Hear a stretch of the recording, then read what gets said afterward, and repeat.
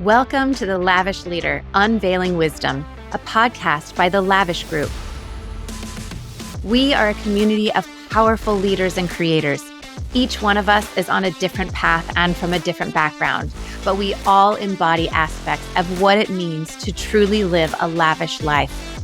And we are here to share our stories. I'm your host, Dr. Erin Martin. Welcome, everyone. Today's guest is going to resonate with all of us women. I am absolutely certain of it. I've already had a wonderful conversation with her, and I know that what she has to say is so timely and so relevant. So today, our guest is Miss Ashley Davis.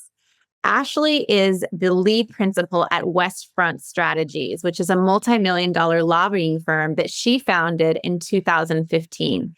As a co-founder of the firm, she oversees advocacy efforts for the interests of her Fortune 500 clients before the legislative and executive branches of the U.S. government. And she also manages operations, budgets, all of that kind of stuff. But what's super interesting about what she does is that she has so much public policy expertise.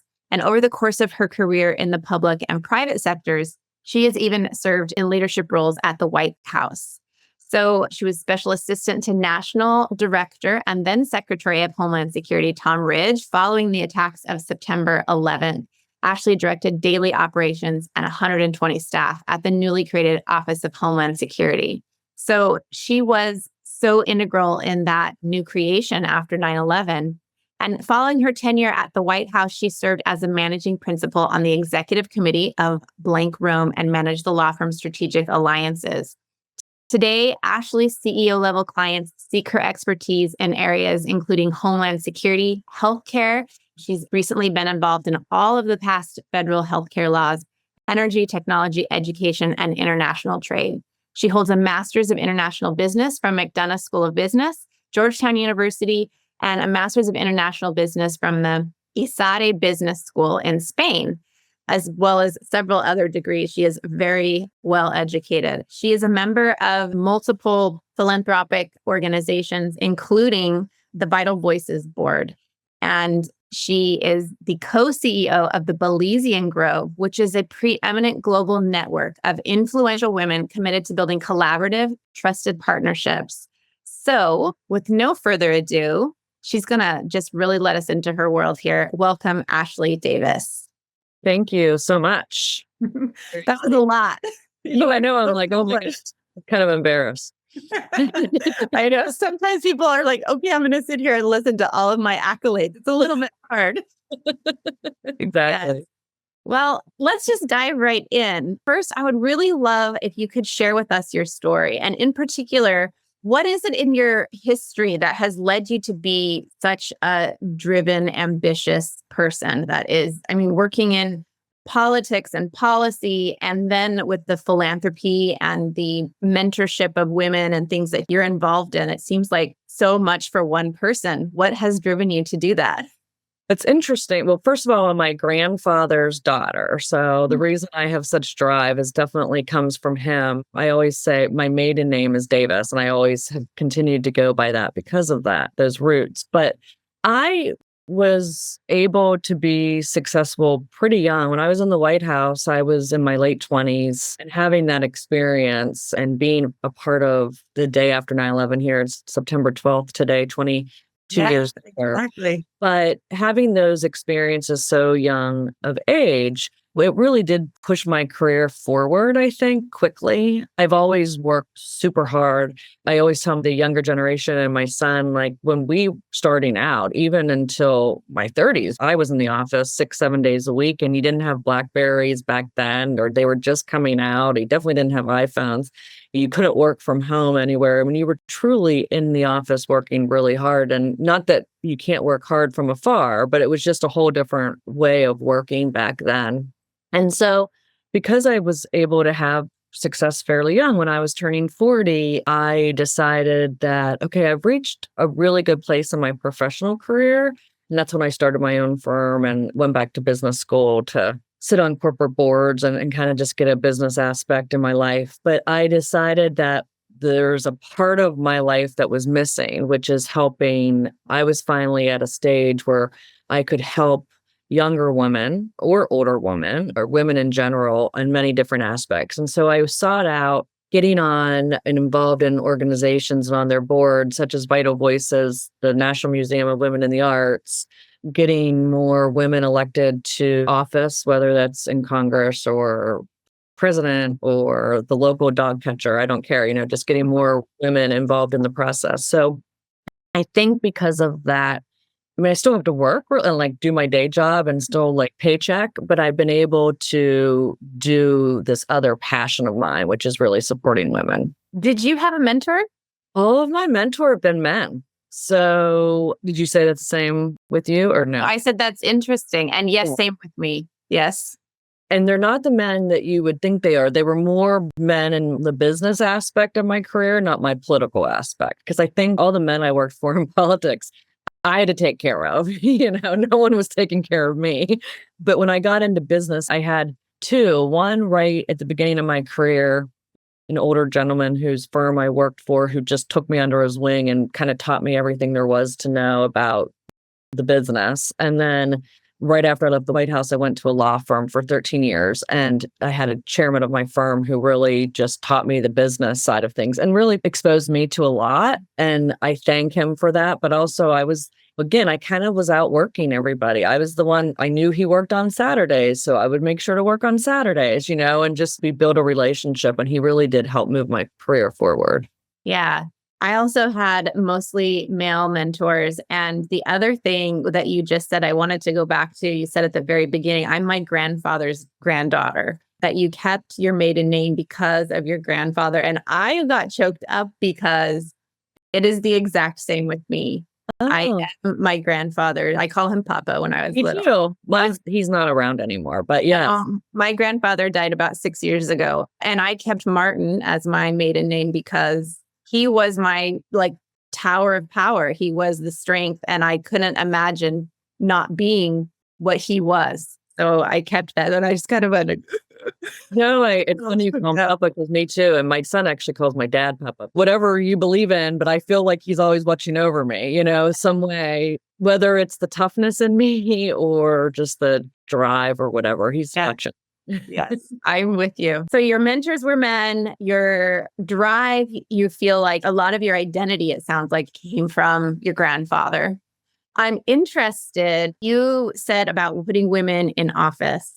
And I know that you've been involved in training women in other countries, other parts of the world. Can you talk about what that's like and how that's different than where we are here in North America and the States? So I do that through Vital Voices and through the Women's Democracy Network. And really what it is there's all these women around the world, whether it is in South America or I've been to Peru. I've been all over South America training women, Africa, the Middle East. I mean, it's just amazing how other countries look at our country that look at it as a democracy, look at it as having the opportunity, no matter who you are in this country, that you can make an effort to run for office. And for them, they love to learn off of Americans, one that are kind of in the political system or business system or whatever they do. But for them, one time I went to Jordan to train about 60 women they were running from all different offices, like literally like the local equivalent of city council, the dog catcher, really, the one that was part of Human Works, which is like the garbage and all of that. And some of them that were there were not able to travel there on their own, had to travel there with a man escort. Many of them told stories that they lost their husbands or they lost their fathers because they have decided to run for office because they don't believe that the women should be running for office. And they still are running for these positions. And so when I get so inspired more than anything by these women, because they're actually putting their lives and livelihoods at risk to run, to make a difference. And if you look at the data, if there's a woman that's running a small village or is a leader of a small village in Rwanda, they're able to make such a difference to the rest of their village by having that leadership role. And so when I come back to the States and try to talk women here into running for office. I'm like, you don't understand. Like, there's these women that literally have given up their lives to run. Like, we need to be doing this because I'm just a big believer that women solve problems a lot easier. And I guess that's my big feminist statement. Well, yeah, I think whether or not it's solving problems, and I mean, they've looked at this, right? Like they've done studies, they've looked at it through both a sociologic and a scientific lens. And they've said, not only do you want to empower a society, then you start by empowering or educating the women. What we know from looking at these other countries, if you want to, I'm talking about non-first world countries, right? Correct. So you want to make a difference in that society and in that culture, you start with the women. Absolutely. And that's just fact. So we can say, yes, it's a feminist statement, and it is. And it is also fact. And it's kind of like people want to make a controversy out of it. And it is fact. And I shouldn't apologize for it. It is just amazing. And one of the work through Vital Voices, we were just talking about the political aspect, but what they do as well is they invest in the local, I'm making this up, basket weaver in Congo. And because they have the ability to be making their baskets and selling them, and then they have money, and then they're able to support other people. And it's just, I mean, it shows exactly as you said, like the data just shows that the leaders, whether it's political or business or whatever, it helps the entire community. Yes. I love that you do that. And I love in the conversation that we've talked about before, like women make the difference. And these are real women doing real things. And that is one of the really, really important things, whether we want to call it feminism or not. It's just humanism. Let's call it that. And that we can be very separate here, I think, in the States, especially from what's going on in the rest of the world, because we have a very different experience of life. And real women doing real things, like training women in Uganda or Kenya or Ghana or the Middle East. And really, as women here, understanding what is the life of women everywhere and the importance of moving that forward, helping women. I know you also help women get on corporate boards here in the States or other places. How important is that here, obviously, and also in other countries where women, it's not as common to have that. What do you say to the importance of women understanding other women?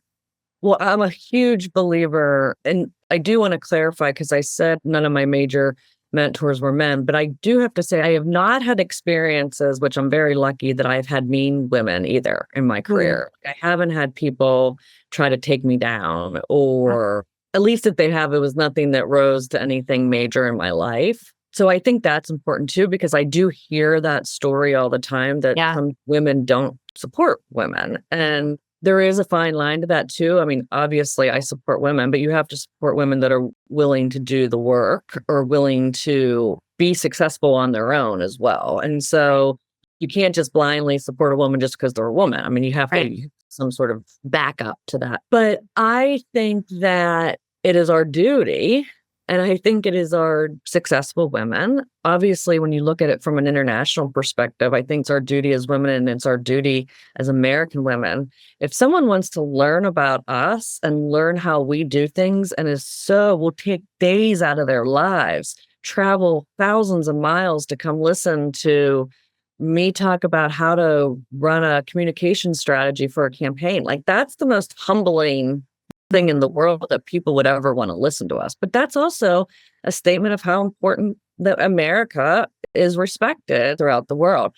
But I also think our issues in the United States are much different. I mean, yes, as I said, I help people get elected to political office and I help people get on corporate boards. If you look at that, like this type of problem or like I'm trying to solve, it's not a problem of I'm going to get disowned by my family if I run for this office. So, I mean, it is, I think, a very important differentiator, which is why I really try to go once or twice a year and do something internationally to make sure that I'm not losing our bubble as America, right? I mean, we're very fortunate. And so I can't say enough that there's no excuse if women aren't helping other women if the other woman is qualified. Yeah. Men help men for years. Right. And I see what you're saying, that like, it's not about just supporting women for the sake of supporting women. We're talking about, like, I think you've used the term legitimate candidates. And that means that, like you said, women who are willing to do the work to be successful in their own right, to put the hard work in. I think that's so important, because without that caveat, we're harming all of the other women who are trying to. And it speaks to our intelligence. It speaks to our purpose and our connection with everybody, men and women and children and the whole world alike, not just we're women, we're going to support women for the sake of supporting women. And I think that brings up another topic, which I struggle with all the time, which is quotas. I look at quotas, let's just say from a political perspective. So there's a lot of countries that have quotas that you have to have 20% of your legislature be women. Obviously, America doesn't do that. But are those 20% relevant? And I ask this question all the time. Or are they just, here's the 20% of the women, but none of them real power? I don't know that for sure, but this is what I'm trying to figure out. Like, does it really work? Right. You know, even say it, I got on my first corporate board after the Me Too movement, and I got onto a male board that was older board, all men, a little diversity, but not much. And I walked into my first meeting, one of the gentlemen who I'm now friends with, whatever, was like, oh, here's our token women walking into the room. So right away, I've lost credibility by having, and it wasn't a quota. I mean, obviously California has quotas now, but I understand the thought process on it. I just don't know if that weakens us.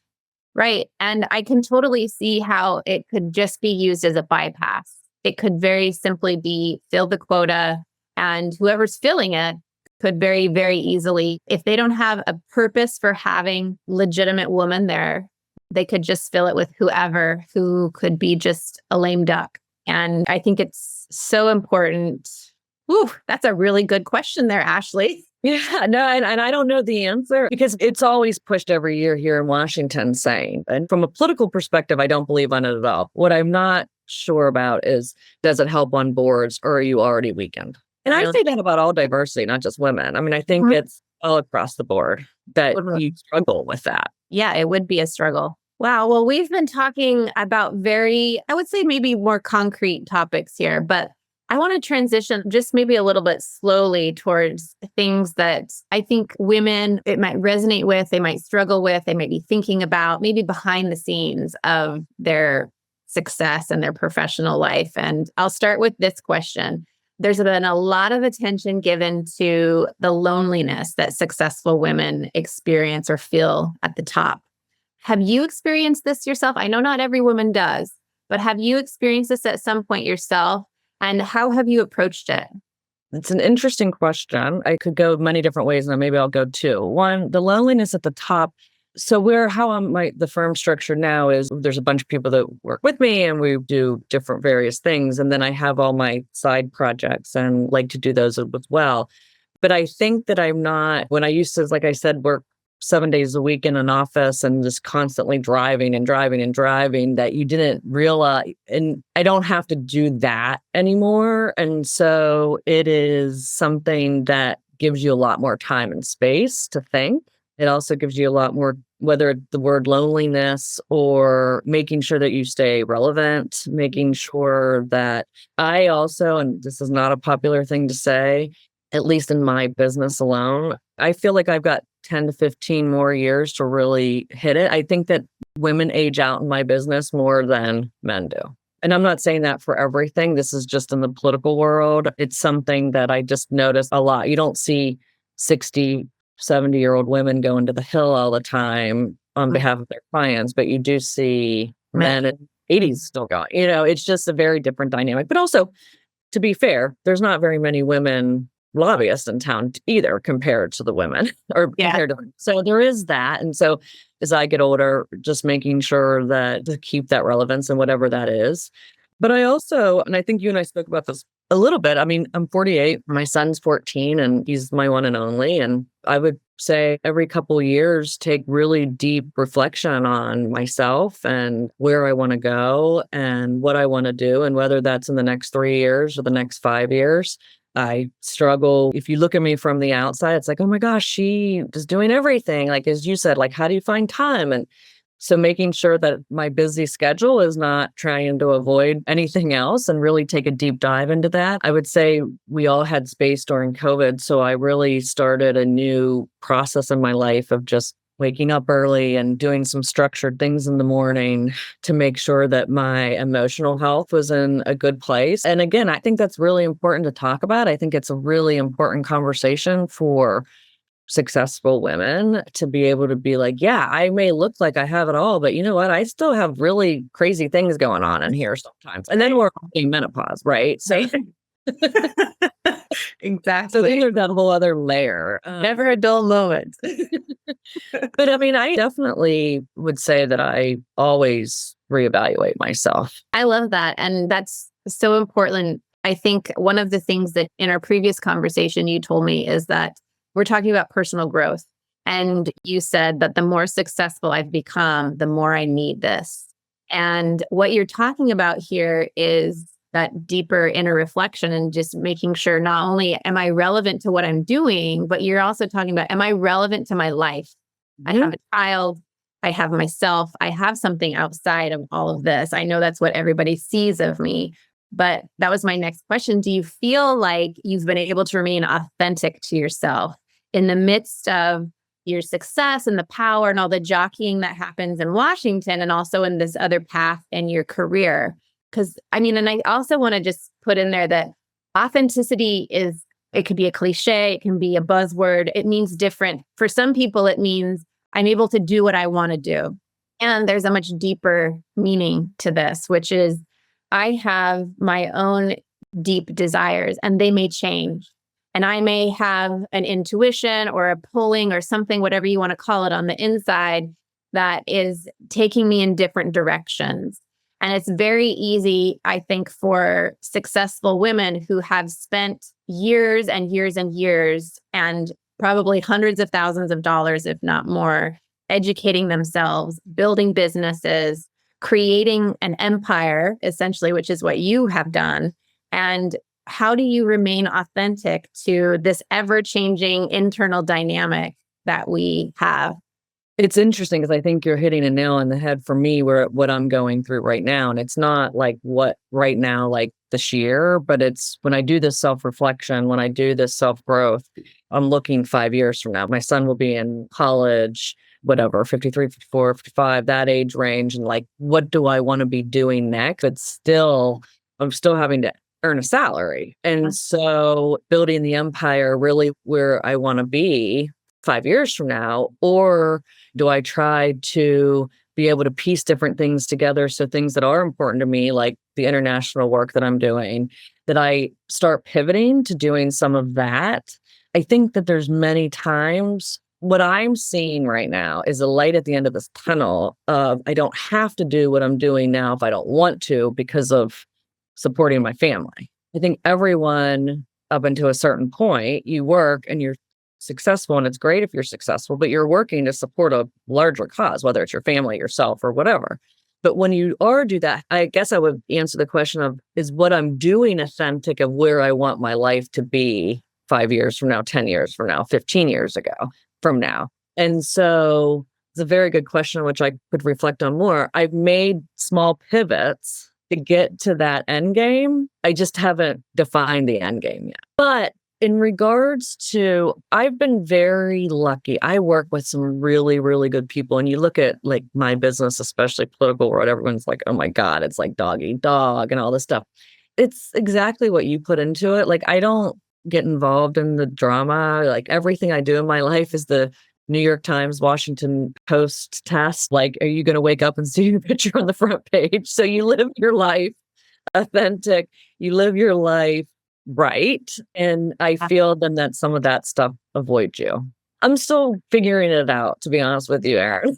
Yeah, that's great. That's where a lot of people are at that place where they're just trying to figure it out. Or like you said, you're making small pivots and maybe kind of hoping that something's going to reveal itself to you or something's going to look interesting or enticing or it's going to spark a desire in you that you're like, that's it.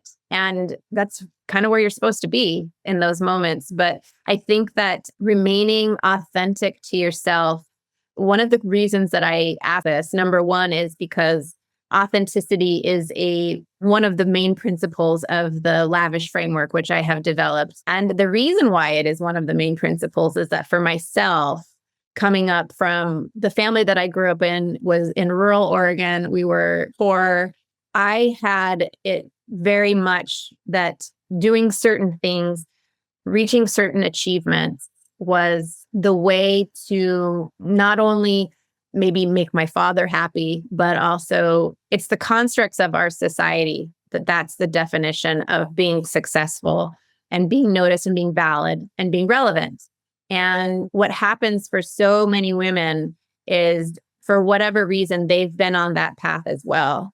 And then there's a point, like you said, maybe it's when your children are about to leave home, or you've reached the pinnacle, you've reached what you see is your own ceiling, which is like, now what? Like, I've done everything. There's not been a single thing that I have set out to do that I have not been able to do. If I want to do it, so like it's going to happen. Or, I mean, like, that's not important anymore, right? Yes. And I love that you just said that, because I just heard a little talk on YouTube was Oprah, and she was talking about how unimportant it was that she has made billions of dollars and has all of this notoriety, because she's like, buying shoes is great. I love shoes, but you can only buy so many shoes before it doesn't really matter to you anymore. And it's she's doing that book with Mo Brooks, or she's doing a book with him on kind of life changes. I think if that was recently, that's probably what she was talking about. Oh, maybe it was. I wasn't aware of that. And I love that she said that, because it was really went to the heart of the reason why people do the things that they do. Like, she's also very big into educating girls in Africa, and very similar to some of the stuff that you do.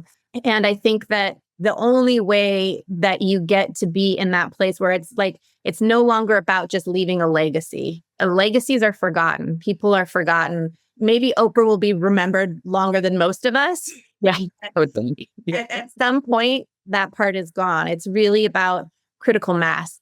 It becomes about critical mass, which is, I think about, if something happens to me, who's going to continue this? Like, who's going to be those women, those leaders that are on the leading edge of the leading edge, that are the magnets that are pulling the other women who are not quite sure, who have other things that are holding them back. That's really the important part for me. That's why I ask about authenticity. I love it. And I love how you're using the word, because as you said at the beginning, before you started that last question, there's so many ways that you can, I sometimes think of authenticity of like, are you fake? Like, are you just a fake person? You know, and like, I feel like this is much deeper in a deeper direction that how you're speaking.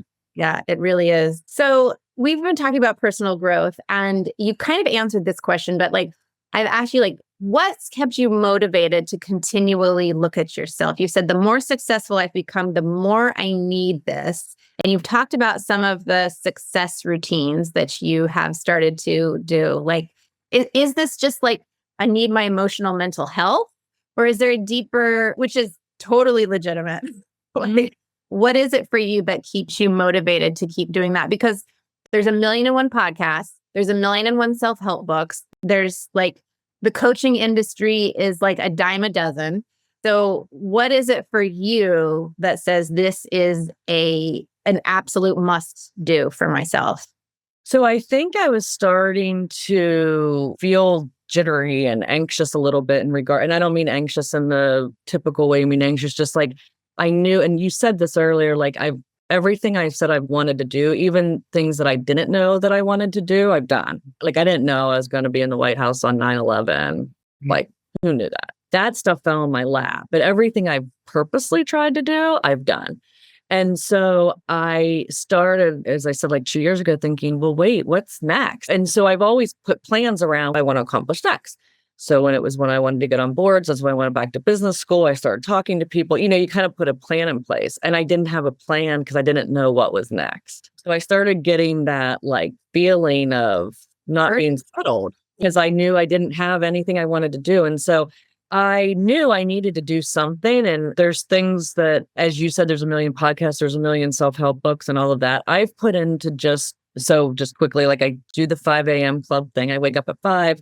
I read what I need to read. I go work out and then try to write a little bit. And so that for me, though, is more not about that's changing my life. It's more about structure in my life. So what that does, if I know I'm getting up at 5, I'm not like staying out till 10 o'clock at night, having an extra glass of wine before I go home, so that is part of that structure that I needed, because as I had more time as well, I was trying to fill that time with other stuff. And so I needed to make sure that I was filling it with healthy stuff, but I still have something else in me and I don't know what it is yet. Yeah. And so I'm doing that work. And again, it may fall in my lap and I have no idea. Maybe it's going and living on a mountain in Africa, or maybe it's being a CEO of a company. I have no idea. I'm too young and I'm too energetic and there's something else coming and it may take 5 years. And so I'm doing the work now to see what that is. So feel like I'm doing all of this to get to what that next thing is. Yeah, to get to the good stuff.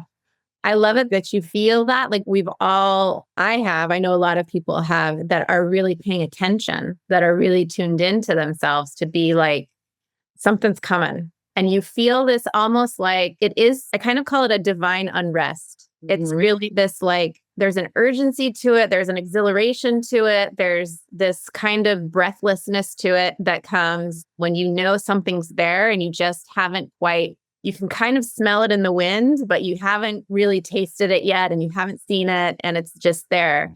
But what you're describing, and perhaps you haven't thought about it this way before, Ashley, but what you're describing is a devotion to yourself that is so potent and so powerful when you're like, I know that it's there. I get myself up at 5 o'clock every morning. I don't know if it's coming today. I don't know if it's coming tomorrow. But at some point, if I show up for myself as a routine, as a devotion to myself, it's going to be there. Because precedence has told me that that is what happens in my life. I know this for myself.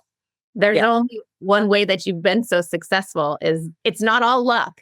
Like, I know you didn't know you were going to be in the White House on 9/11, if you want to call that lucky, but I love to hear what you're talking about. And what keeps you motivated is that devotion to yourself, knowing that this isn't it for me. And so many people would say, isn't this enough?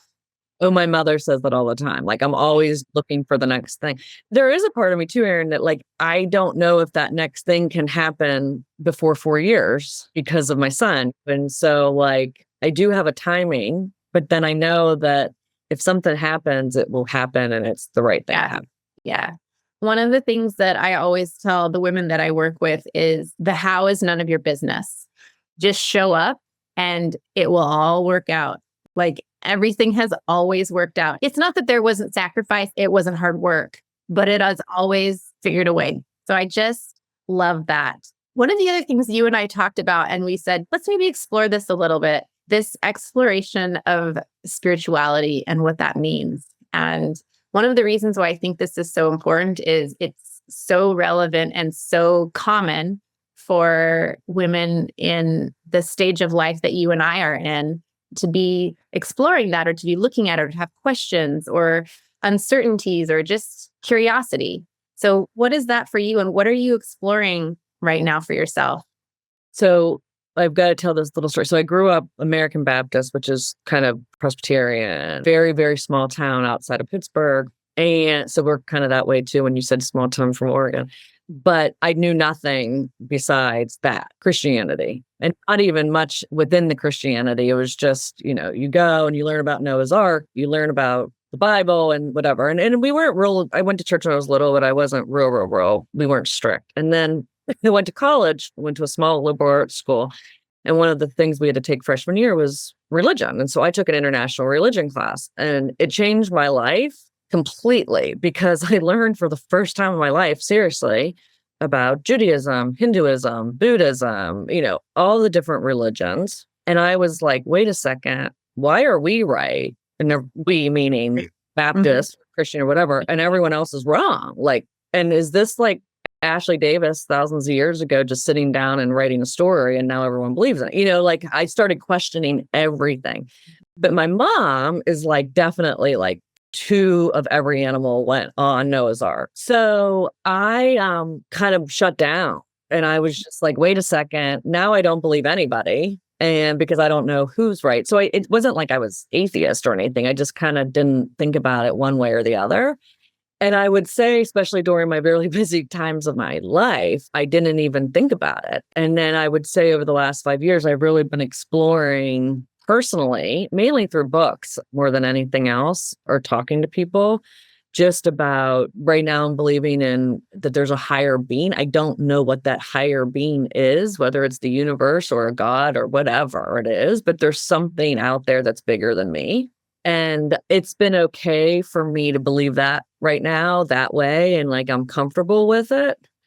But I think I have a lot more exploring to do as I give myself more space to do it, because it's kind of like, I believe in this, but I have nothing down here that I know what I like, how that all fits in, but I do believe in this. So it's just been fun. And it's been my girlfriend, I said 2 years ago, I said to her, I said, hey, because she went through this. And so she bought me this series of books that I've been reading, just all different types of, it's a spirituality journey, not a religious journey. I think in my experience, which is my own personal experience, but also worked with thousands of people over the course of my career, that religion can be very important to some people. And that is their spirituality. And then there are those people who, for whatever reason, whether it's what I call church trauma or family trauma that has to do with religion or whatever, have at some point kind of pushed aside those things that they were brought up with and have either had a period of time in their life where they have just not thought about it. And then they start to kind of creep back in a different way of being like, back to that word authenticity again. What is authentic to me? What actually resonates with my soul, rather than being directed that I should believe something because somebody else is telling me that's what I should believe. And the spirituality becomes very important for people because it's very personal. And it's not just about belief, but it can become something about what's inside of me. Where does my power come from? And we come out of that, like you've studied some of these other religions that are in the world, where we come out of this dualistic look at God is a white man with a beard sitting on a throne in this place called heaven, very far away in a white robe, and versus a spirit that might be very, very personal to us and one and the same, which some people might believe or not, but it becomes a very, very personal driving force for a lot of people. So like you said, it's a fun thing to explore. It makes for very fun and lively conversations if you can have them with people who are totally open to have those conversations without judgment, without trying to impose their beliefs on anybody else. Yeah. And it can be just really enlightening and really fun and really bring up a lot of what we didn't even know were truths for us.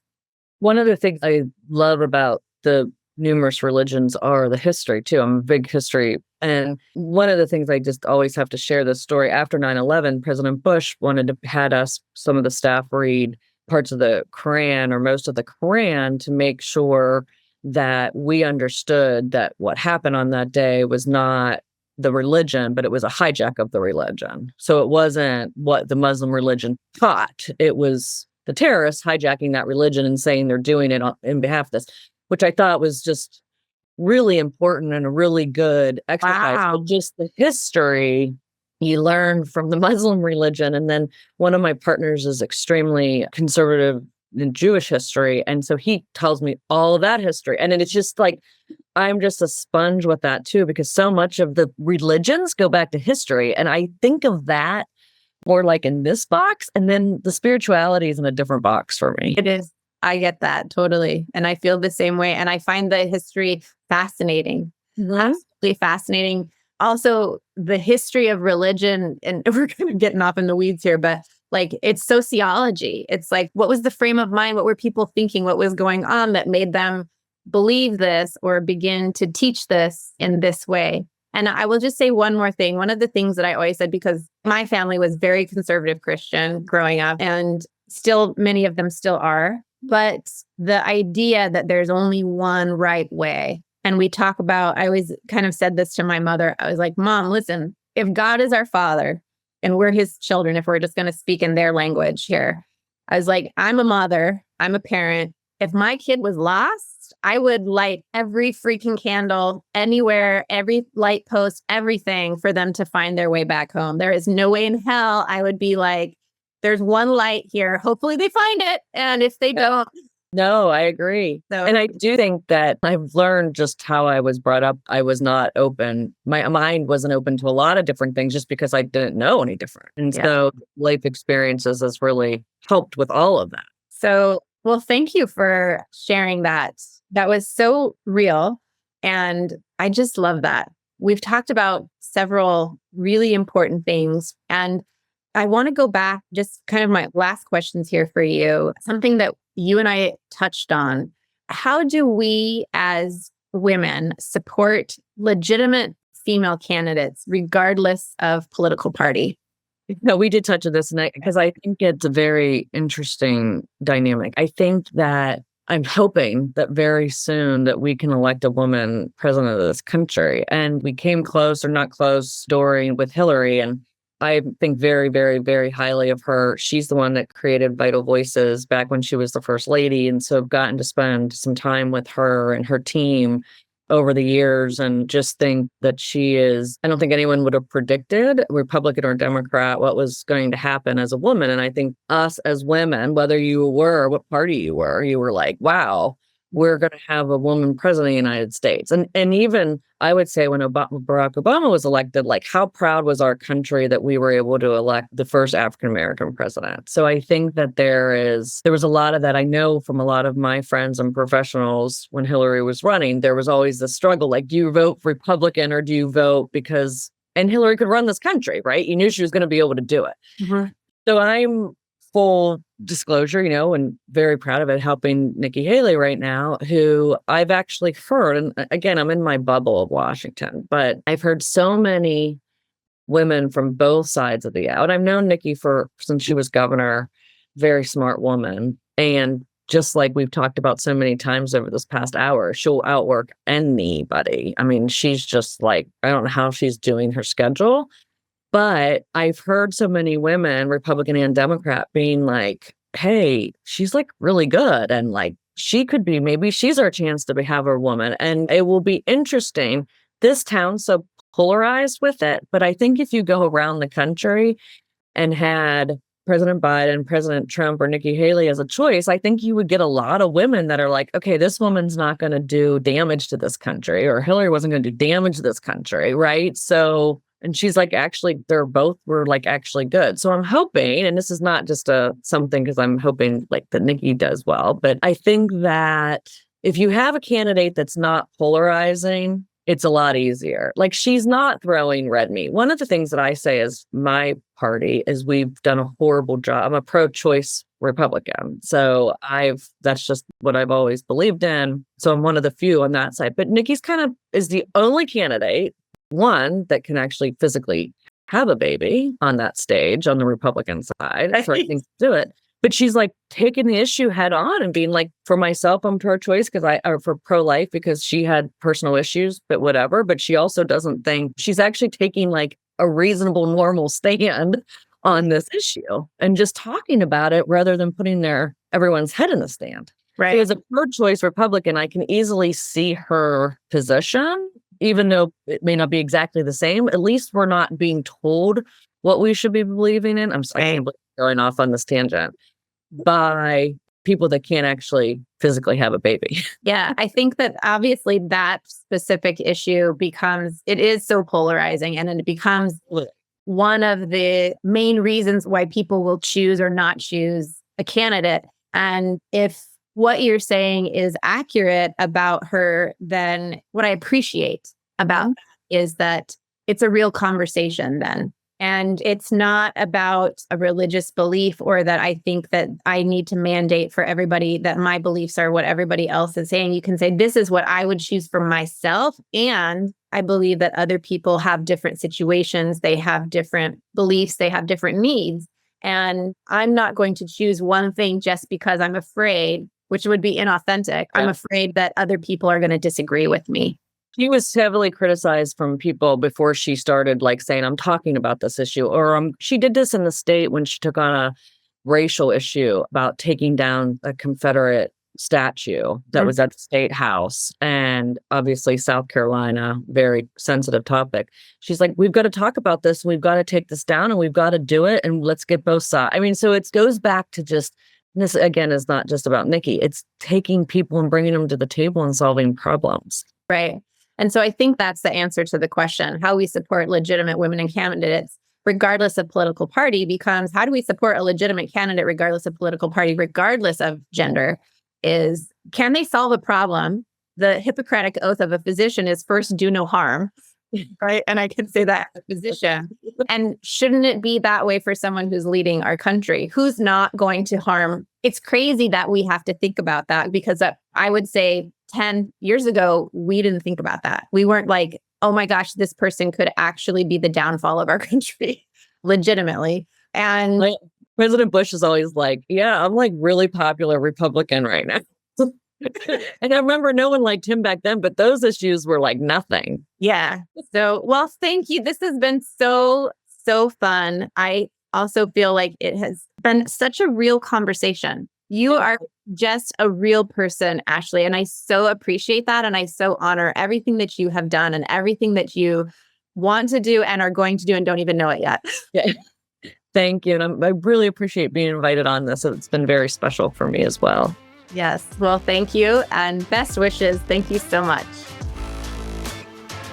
The Lavish Leader, Unveiling Wisdom is brought to you by Dr. Erin Martin and the Lavish Group.